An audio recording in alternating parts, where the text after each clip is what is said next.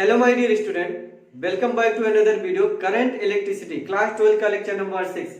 आज के लेक्चर में हम लोग डिस्कस करेंगे किरचॉफ्स लॉ। किरचॉफ्स लॉ काफी इंपॉर्टेंस होता है अगर हम लोग सर्किट पढ़ रहे होंगे। करंट इलेक्ट्रिसिटी अगर हम पढ़ रहे हैं तो काफी ज्यादा अहम रोल होता है किरचॉफ्स लॉ का इस चैप्टर में बेटा। तो चलिए गाइस, टॉपिक स्टार्ट करने से पहले अगर आप मेरे चैनल पे नए हैं तो प्लीज सब्सक्राइब करके बेल आइकन को प्रेस कर लीजिए ताकि जो भी टॉपिक का वीडियो बनाऊं, जो भी कॉन्सेप्ट अपलोड करूं, उसका नोटिफिकेशन सबसे पहले आपको मिलेगा। तो चलिए गाइस, आइए देखिए किरचॉफ्स लॉ क्या होता है। हेडिंग डालिएगा किरचॉफ्स लॉ।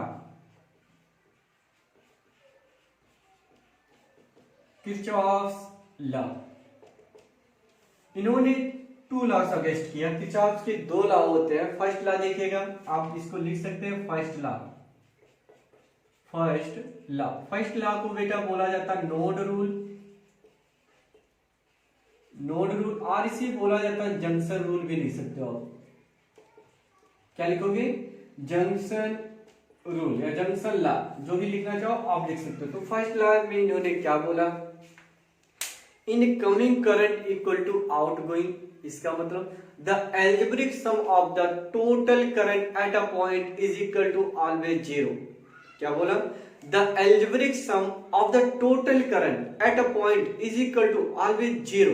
यानी सपोज करिए कोई पॉइंट है, मान लीजिए कोई पॉइंट है, इधर से कुछ करंट आ रही है, इधर से कुछ करंट इधर आ रही है, इस पॉइंट की तरफ आ रही है, टुवर्ड्स पॉइंट, ये कोई पॉइंट है। एंड कुछ करंट इधर से सपोज कर निकल रही है, इधर से कुछ करंट यूं निकल जा रही है, इधर से कुछ करंट आ रही है, फिर इधर से कुछ करंट यूं निकल जा रही है, फिर इधर मान लो कुछ करंट इधर निकल जा रही है या आ रही है, जो भी है। चलो इधर से एक करंट आ रही है इधर। नेम दे दो I1, I2, I3, I4, I5 and I6। इसे ले लो I7, I8। ठीक है, ये 8 करंट है, ऐसा एक पॉइंट है P पे। तो मैंने क्या स्टेटमेंट में बोला? द एल्जेब्रिक सम, आप लिख सकते हो बेटा, the algebraic sum of a total current. क्या लिखोगे? A total current at a point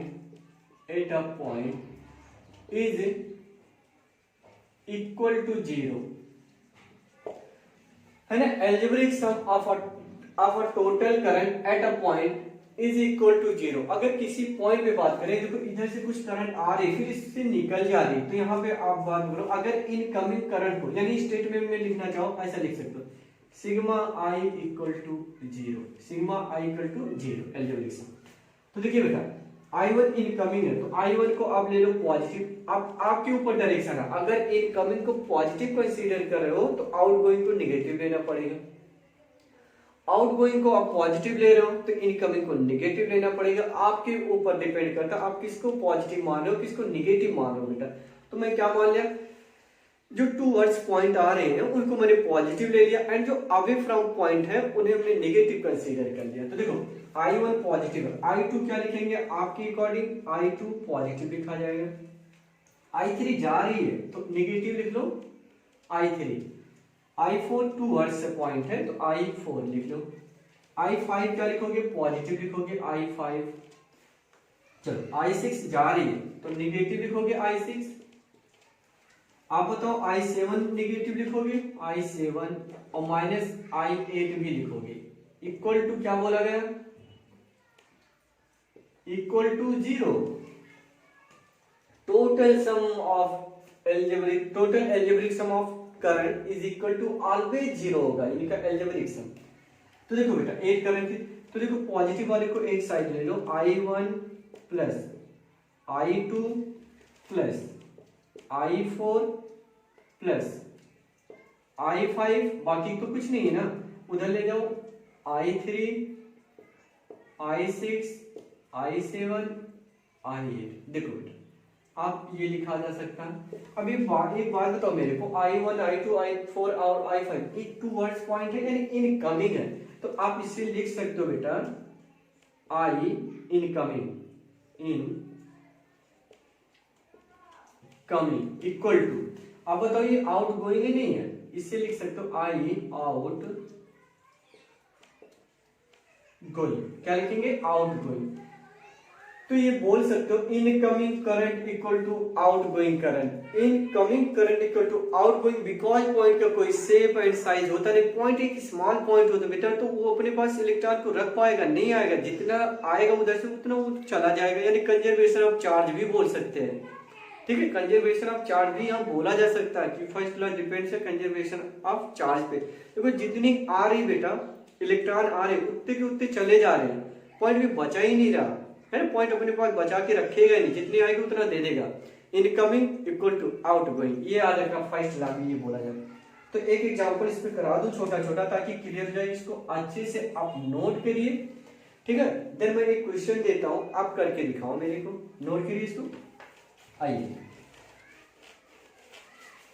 देखिए बेटा फटाफट देखिए, टाइम मत लॉस करिए। मान लीजिए जंक्शन है,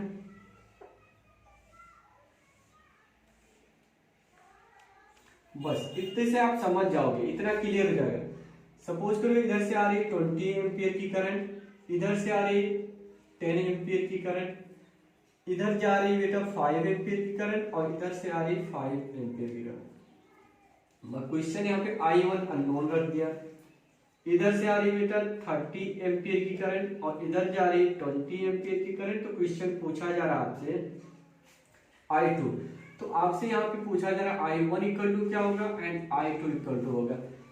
अब यहाँ बता सकते हो, फटाफट आप आंसर करिए, कमेंट करिए बेटा, विद इन टाइम लॉस किए हुए, विद इन 1 मिनट के अंदर आप कमेंट करिए फटाफट कि I1 की वैल्यू क्या होगा, I2 की वैल्यू क्या होगा। अगर आपको किरचॉफ लॉ समझ में आई हो तो किरचॉफ लॉ क्या बोला, इनकमिंग इक्वल टू आउटगोइंग, ये लर्न कर लो ना, इनकमिंग इक्वल टू आउटगोइंग, कितनी आ रही कितनी जा रही, बस दैट्स ऑल।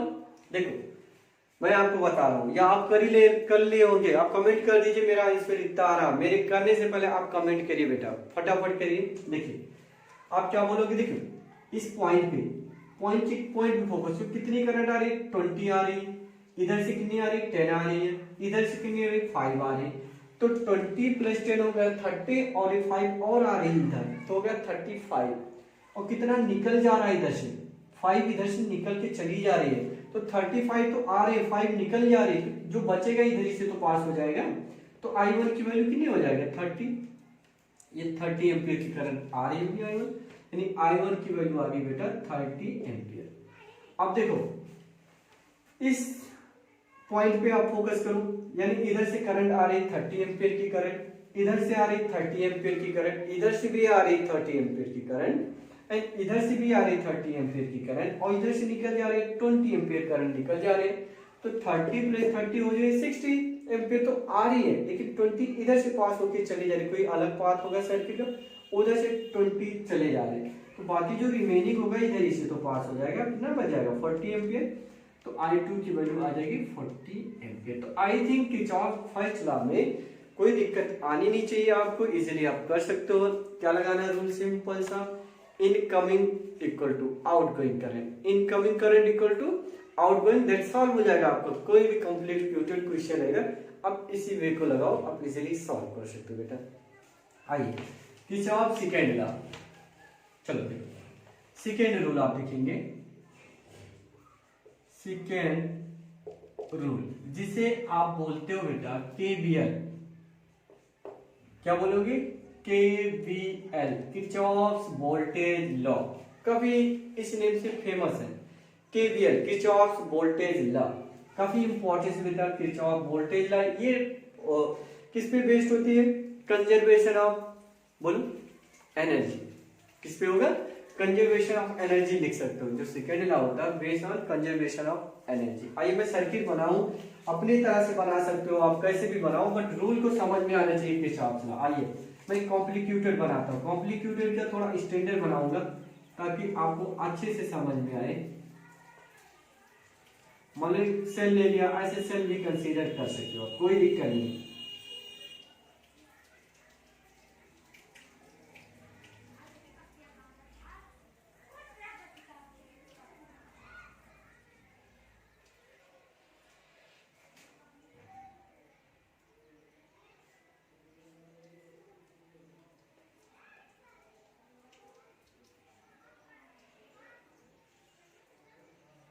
चलिए आइए ये देखिए बेटा, इसको मैंने ले लिया R1 रेजिस्टेंस, इसे ले लिया R2, इसका EMF है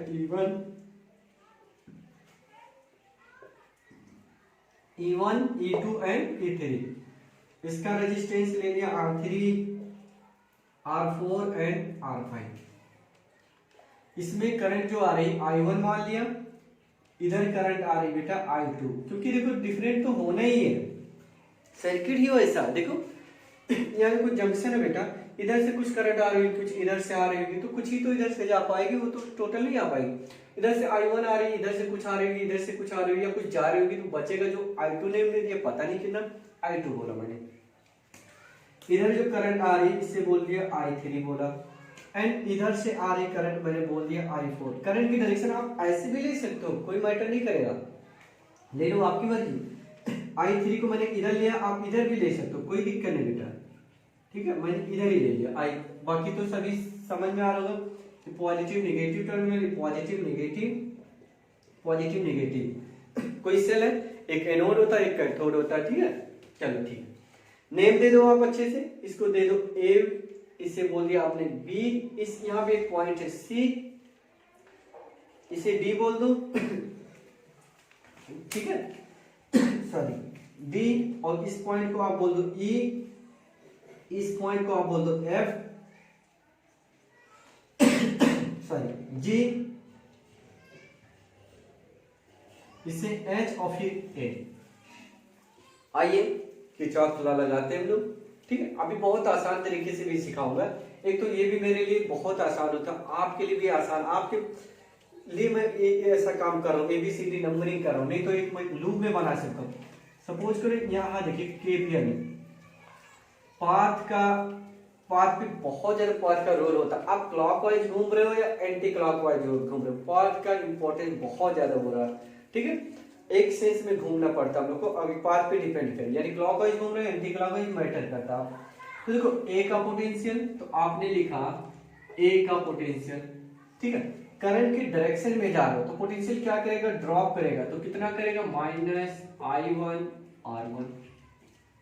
आपने लिखा -I1 R1, फिर आप कहां पे पहुंच गए, B पे, तो आप सब लोग B का पोटेंशियल लिख लिए।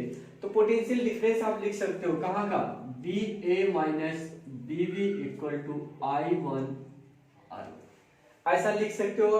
हाँ इजीली लिख सकते हो बेटा, कोई दिक्कत नहीं, ऐसा लिखा जा सकता है। आप खुद ही देखिए मैंने क्या लिखा, BA, और करंट की डायरेक्शन में चले वो पोटेंशियल ड्रॉप कर रही है, यानी गिर रही है पोटेंशियल, तो -I1 R1 इक्वल टू कहां पे पहुंच गए, B पे। अमर जी यहीं पे रुक जाओ, लेकिन आपको घूमना, पूरे सर्किट में घूमना है, ठीक है। तो देखो आप थोड़ा फोकस करना, BA minus BB equal to I1 R1 लिखा, अगर करंट ऐसे जा रही है तो यहाँ पे पॉजिटिव हमने लिखा। आप चलो लॉजिक लगाओ, B टू C जा रहे हो आप, B टू C, तो आप लिखोगे B का पोटेंशियल माइनस C का पोटेंशियल इक्वल टू, देखो करंट के डायरेक्शन में आप जा रहे हो तो पॉजिटिव लिखो नेगेटिव लिखो, पॉजिटिव लिखोगे अगर उस साइड लिख रहे हो, अगर देखो मैं पॉजिटिव करते जा रहा हूँ, पॉजिटिव I2 R2, सपोज करो ये इक्वेशन सेकेंड हो गई।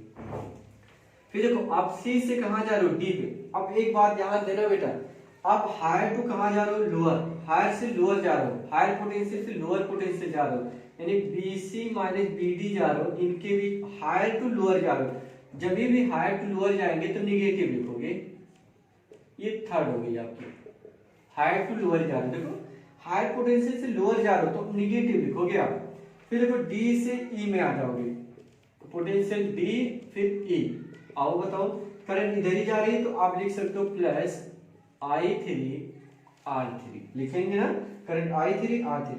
फिर देखो हायर से लोअर फिर जा रहे हो, यानी BE minus BF equal to क्या लिखोगे, आप बताओ। हायर से लोअर जा रहे हो तो आप निगेटिव लिखोगे -E2, ये मान लो फोर्थ इक्वेशन थी, तो ये आपका फिफ्थ इक्वेशन हो जाएगा। फिर देखो F से कहां जा रहे हो, G, तो BF minus BG equal to, current के डायरेक्शन में जा रहे हो आप, करंट तो I3 जा रही है लेकिन रेजिस्टेंस है I4, ये लो 6 इक्वेशन। फिर G से कहां जा रहे हो, H पे जा रहे हो, कहां पे जा रहे हो, H पे जा रहे हो, तो BH इक्वल, देखो करंट आ रही इधर, करंट की डायरेक्शन डाउनवर्ड है, अब इसके अपोजिट जा रहे हो तो निगेटिव लिख लो आप, तो माइनस, देखो डायरेक्शन में थे करंट के डायरेक्शन में आप जा रहे थे तो पॉजिटिव आपने नोट डाउन किया, लेकिन करंट के आप अपोजिट जा रहे हो तो इस जगह पे आप क्या लिखोगे, I4R5, इसे ले लो 6 7 इक्वेशन। बात आई थिंक समझ में आ रहा होगा आपको, यस। फिर देखो हायर से लोअर जा रहे हो, फिर भी हायर से लोअर जा रहे हो, या मैं एक यहाँ पे ऐसा कर ले रहा हूँ, इससे हायर कर ले रहा हूँ और इससे लोअर कर लेता हूँ। ध्यान देना, थोड़ा सा डिफरेंट कर लो, ये निगेटिव कर ले। बताओ लोअर टू हायर जा रहे हो तो लोअर से हायर जा रहे हो, यानी H से फिर कहाँ जा रहे हो, A पे जा रहे हो, तो हायर पे जा रहे हो तो आप इसे लिख सकते हो E3, इसे ले लो 8th इक्वेशन। बात समझ में आ रही है? जो मैंने इक्वेशन लिखा, पोटेंशियल ड्रॉप लिखा, हर एक के क्रॉस की कितनी पोटेंशियल ड्रॉप कर जाएगा, ये बात समझ में आ रही? बहुत आसान तरीके से डिफरेंट आप लिख सकते हो। आइए एडिंग दीज इक्वेशन, इन सबको हम ऐड कर ले, जोड़ लें सभी को, तो जोड़ोगे आप मेरे को बताओ, मेंशन करो। जब भी हम इन सबको जोड़ेंगे तो देखो ये फर्स्ट इक्वेशन, तो इसी का ये ट्रांसफॉर्मेशन, तो देखो बी पॉजिटिव है, ये निगेटिव है, ये negative positive negative positive negative positive negative positive negative positive, देखो कैंसिल हो, फिर निगेटिव बी है और यहाँ पॉजिटिव ये कैंसिल हो, तो इस साइड में क्या मिला आपको,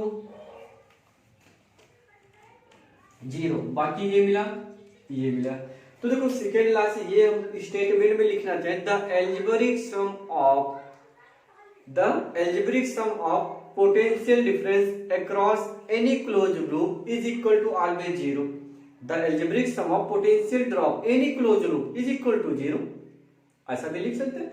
the algebraic sum of potential drop any closed loop या any around a loop is equal to always 0। यानी आप ये अच्छे से समझ पा रहे होंगे, अगर इन स्टेटमेंट में हम लोग लिखते तो यहाँ लिख सकते थे IR equal to 0, potential drop always 0, ये law of conservation of energy पे बेस है बेटा। तो इनका जो एल्जेब्रिक सम होगा पोटेंशियल ड्रॉप का ऑलवेज 0, तो आप लिख लीजिएगा the algebraic sum of potential drop any close loop is equal to 0। आप स्टेटमेंट में लिखें तो देखो इनका सम क्या मिला, 0 मिला। तो देखो मैं लिखने जा रहा हूँ बेटा, फर्स्ट लिखोगे आप प्लस के I1 R1, फिर सेकंड भी आपने लिखा I2 R2, फिर थर्ड क्या है माइनस E1, आपने माइनस E1 लिखा, फिर देखो क्या लिखेंगे प्लस के I3 R3, फिर बोलो क्या लिखोगे माइनस E2, फिर बताइए ये पॉजिटिव लिखेंगे ना, करंट के डायरेक्शन में जा रहे हैं तो आप इसे लिखेंगे प्लस I3 R3, मतलब R4 है, R4 सॉरी R4।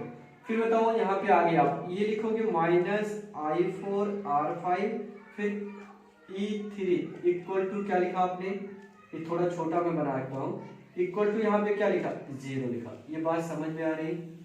इसी तो किरचॉफ लॉ बोलेंगे आप, या मैं दूसरे और तरीके से आपको सिखाने जा रहा हूँ, एक और इक्वेशन बनाने जा रहा हूँ, इसको आप अच्छे से नोट करोगे। एक और आसान तरीका, कभी भी कोई भी कॉम्प्लिकेटेड सर्किट हो, कैसा भी सर्किट, डिफरेंट से डिफरेंट कंजेस्टेड अगर सर्किट आ रही है तो आप आसानी से किरचॉफ लॉ अप्लाई करके उनमें जो अननोन होते हैं करंट I1 I2 I3, इनकी वैल्यू इजीली इक्वेशन बना करके आप इजीली सॉल्व कर सकते हैं। ठीक है, आइए देखते हैं। ये फर्स्ट मेथड थी, यानी एक सेगमेंट में निकाल करके पोटेंशियल डिफरेंस आप सबको ऐड कर लो, तभी भी आप वही चीज मिलेगा, आपको एक इक्वेशन वही मिलने वाला है ना। दूसरा रूल देखो, अगर आप ऐसे ही घूम रहे हो, ऐसे ही मैं ले रहा हूं, ऐसे ही आप घूम रहे हो, तो देखो अगर हम देखो एक वर्ड बोला था, अगर करंट की डायरेक्शन में आप चलो, करंट की डायरेक्शन में मूव होने से पोटेंशियल क्या होती है, ड्रॉप होती है, ऐसे नहीं है।